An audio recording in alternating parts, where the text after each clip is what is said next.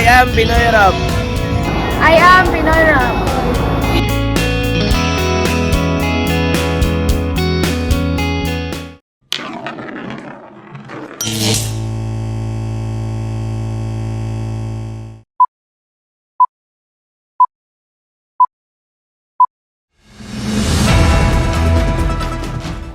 And for the headlines, weather forecast, the humid weather is expected to worsen further. Local news, an increase of nearly 2 pesos in oil prices is expected after Holy Week. Over 45,000 devotees flocked pilgrimage sites in Misamis Oriental and Cagayan De Oro. On the two opposing COWD sides, let the law prevail. Harales, there was no breach or irregularity in COWD. National news, ICC gives until July 1 to submit evidence against Duterte. International news, White House website points to China as the source of COVID-19 lab leak. Entertainment, Jeremy Glinoga believes that strong faith is vital to building a lasting career. Sports, Rhiannan Iffland's drive for perfection inspires her next cliff dive. International feature, scientists uncover the most compelling evidence so far of life on an alien planet. National feature, Philippine elections marked by money, power struggles, and violence. Trivia, the 450 million year evolutionary journey of sharks. If you find this segment informative, please click the thumbs up button and subscribe to stay updated with our latest news, and share this broadcast to your friends and family. Your support helps us keep you informed. Help us get our first 10,000 subscribers. Your engagement matters. Liking, sharing, and subscribing to our content not only helps more people discover the important stories we bring you, but also supports our team's hard work. It boosts our visibility in the algorithm, making it easier for others to find ways to stay informed. Plus, it helps us generate more resources to continue delivering the news you rely on. Thank you for being part of our community.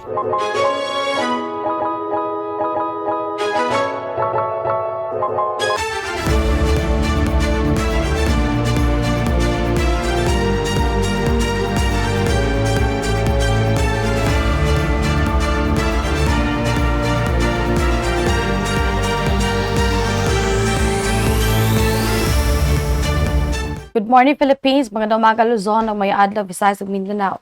Today is Monday, April 21, 2025. I am Athalia Pisaniel.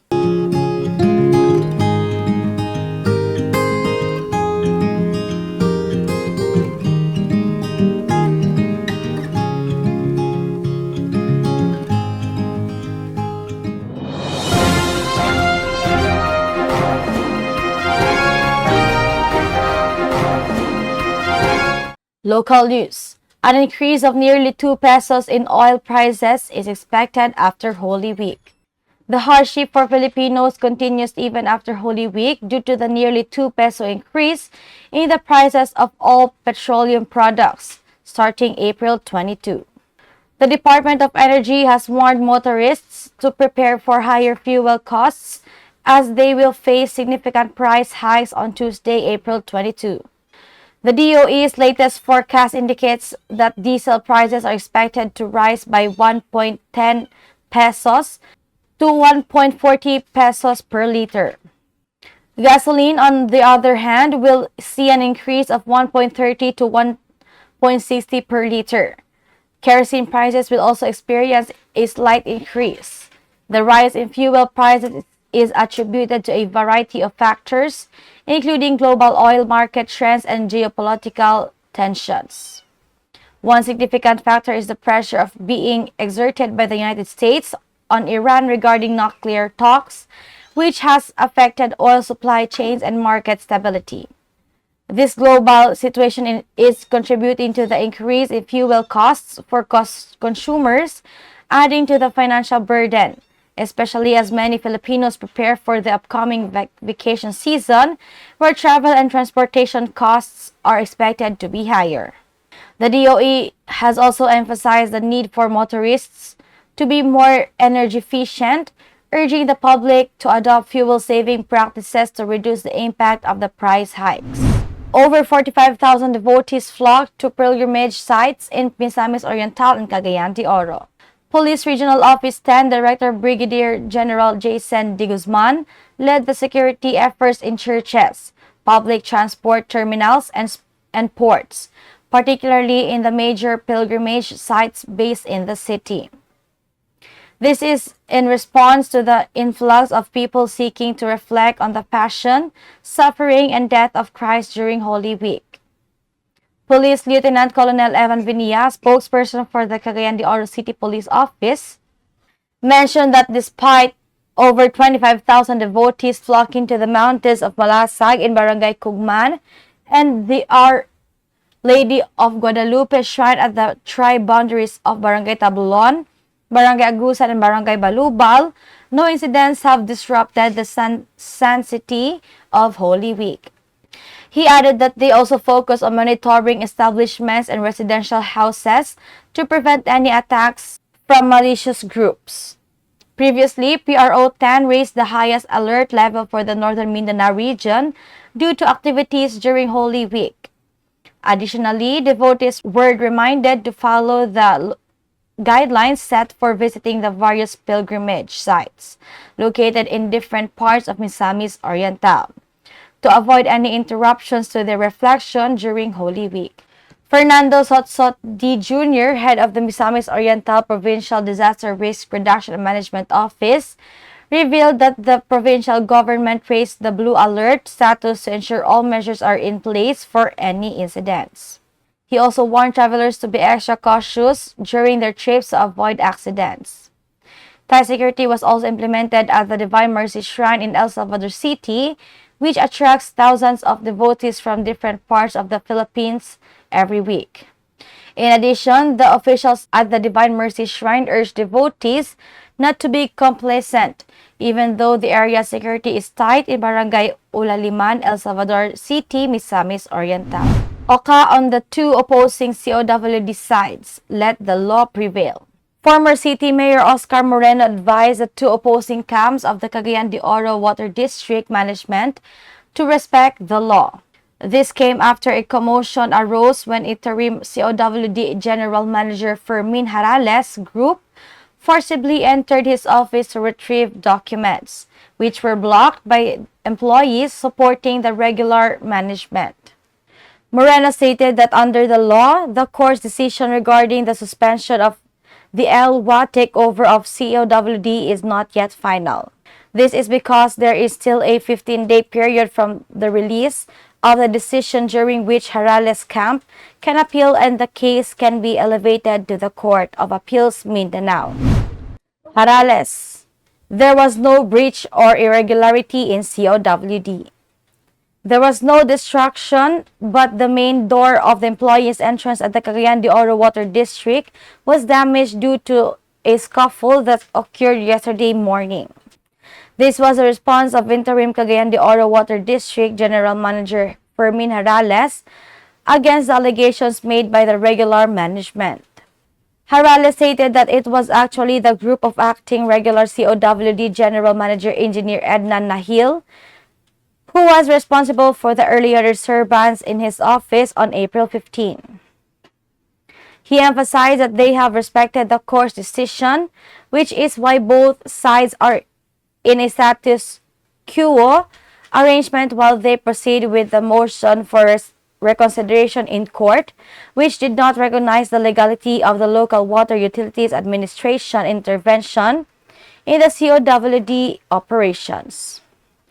This is the reason he stressed that no destruction took place, contrary to what the Najil camp has been claiming.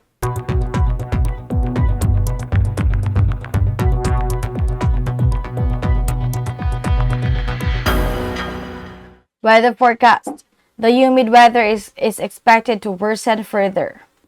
The humid weather in the Philippines is expected to intensify during the vacation period, with temperatures rising significantly, particularly in areas with ongoing outdoor activities.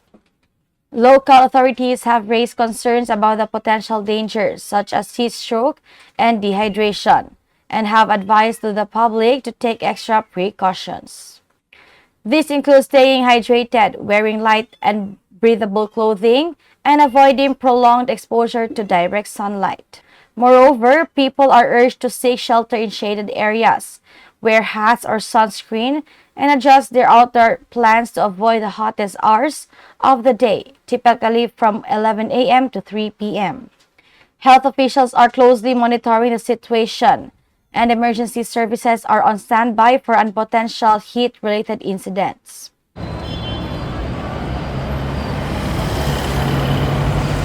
A pedestrian lane is an interim or temporary pedestrian facility that may be appropriate on roads with low to moderate speeds and volumes.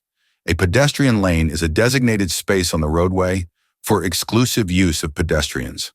The lane may be on one or both sides of the roadway and can fill gaps between important destinations in a community.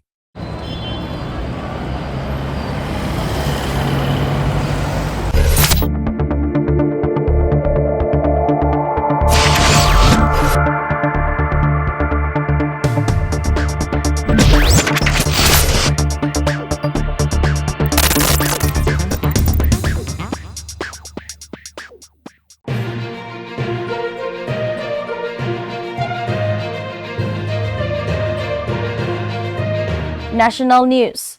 ICC gives until July 1 to submit evidence against Duterte.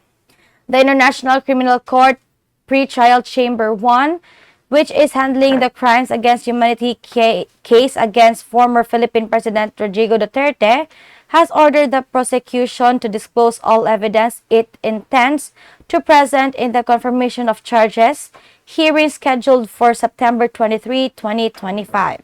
The deadline for submission is July 1, 2025.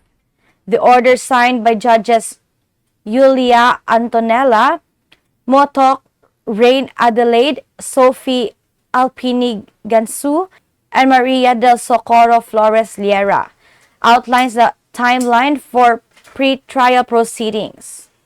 It states that the prosecution must submit all relevant materials by July 1, including witness statements and translations, exculpatory evidence, and materials covered by Rule 77. Any evidence submitted after this date will not be considered during the confirmation hearing. However, the court clarified that the prosecution must still provide the defense with any exonerating evidence discovered after the deadline. In accordance with Article 67 of the Rome Statute, this obligation does not affect the established deadlines or the overall schedule of the proceedings.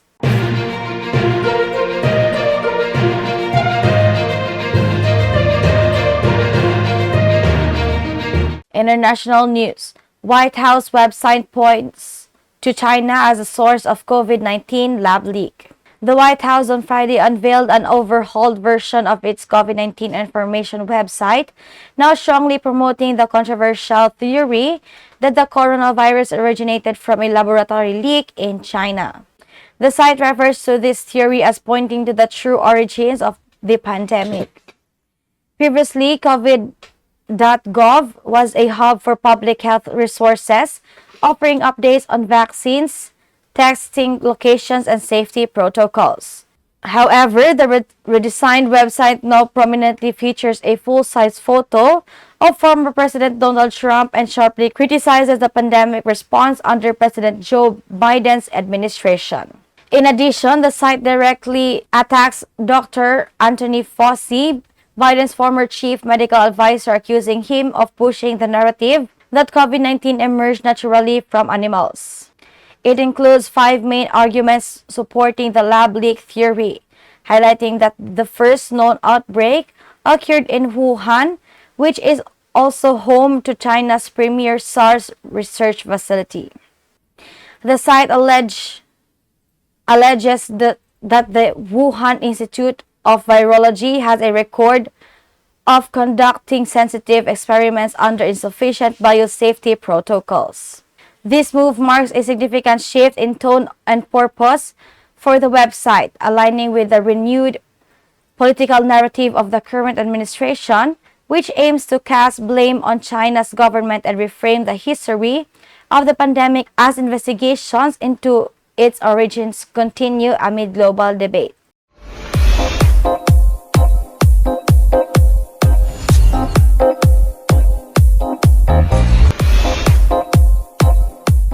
Entertainment. Jeremy Glinoga believes that strong faith is vital to building a lasting career. From an aspiring artist to a successful singer-songwriter, Jeremy Glinoga's rise to fame has truly been a leap of faith. Jeremy, who has first captured the public's attention as a finalist on the Voice Teens Philippines in 2017 under the mentorship of Sharon Cuneta, has since built a steady and promising career in the music. With his smooth vocals and heartfelt songwriting, he has carved a name for himself in the OPM industry.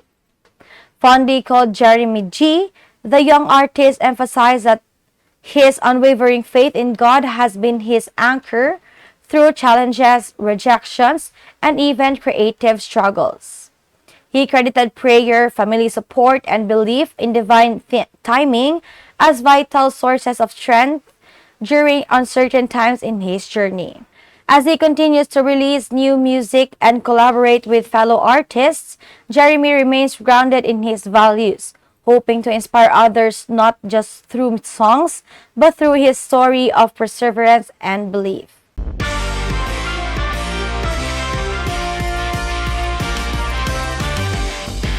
Rhiannan Iffland's drive for perfection inspires her next cliff dive.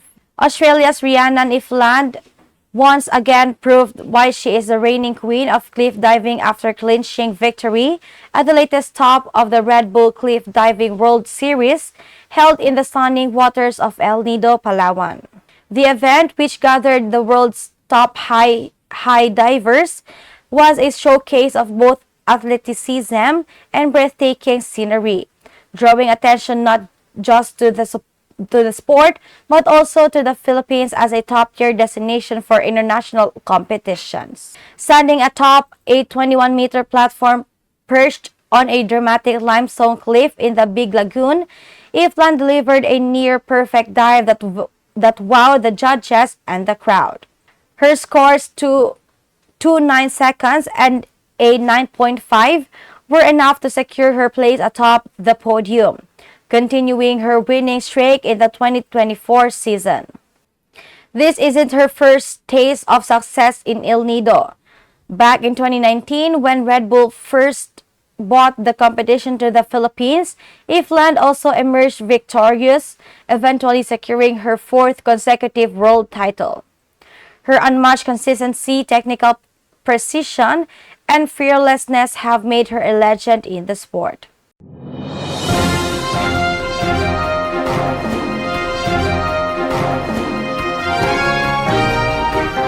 International feature. Scientists uncover the most compelling evidence so far of life on an alien planet. Scientists using the James Webb Space Telescope may have found the strongest evidence yet of possible life outside our solar system. They discovered gases in the atmosphere of a distant planet, K2-18b, that on Earth are only made by living things like marine algae and microorganisms.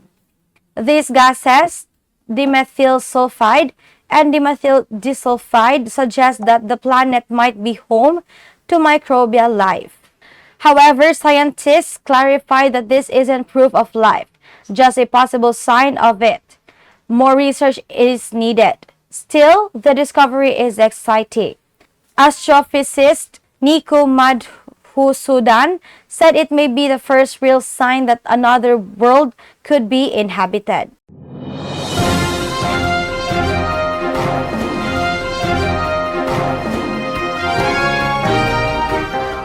National feature.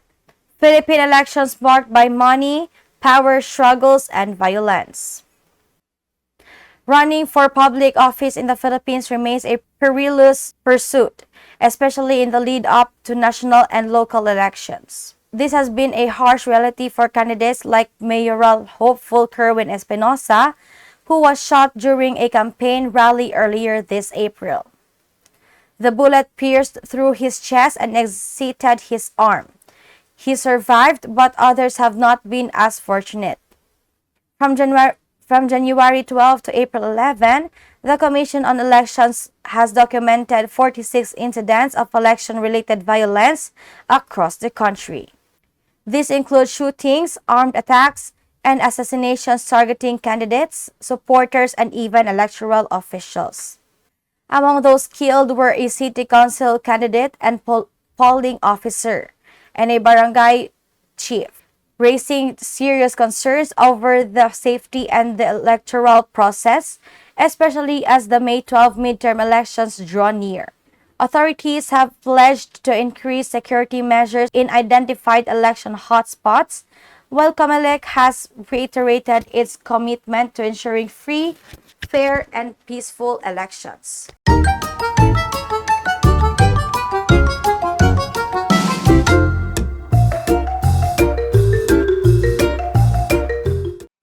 Trivia: the 450 million year evolutionary journey of sharks. Sharks are among the most ancient and resilient creatures on Earth, with a fossil record dating back over 450 million years, placing their origin in the late Ordovician period, nearly 100 million years before the first trees appeared. They belong to the class chondrocytes, or cartilaginous fishes, a group defined by skeletons made primarily of cartilage instead of bone. This cartilage provides flexibility and lightweight structure, which helps with buoyancy and movement. The only parts of their bodies that regularly fossilize are their teeth, which are mineralized and replaced constantly. Some sharks go through tens of thousands of teeth in their lifetime. This group includes not just sharks, but also rays, skates, and the elusive chimeras, sometimes called ratfish or ghost sharks. These animals have diversified into a wide array of forms and ecological niches. For instance, the massive whale shark is a gentle filter feeder, while the great white is a highly adapted apex predator. Despite their reputation as living fossils, sharks are not static or primitive. They've undergone hundreds of millions of years of evolutionary change, adapting to shifting oceans, climates, and ecosystems. Their bodies are built for survival. Electroreception organs called the ampullae of Lorenzini help detect electrical fields from prey, and their dermal denticles, tiny tooth-like scales, reduce drag in the water. One of the most remarkable aspects of shark history is their resilience.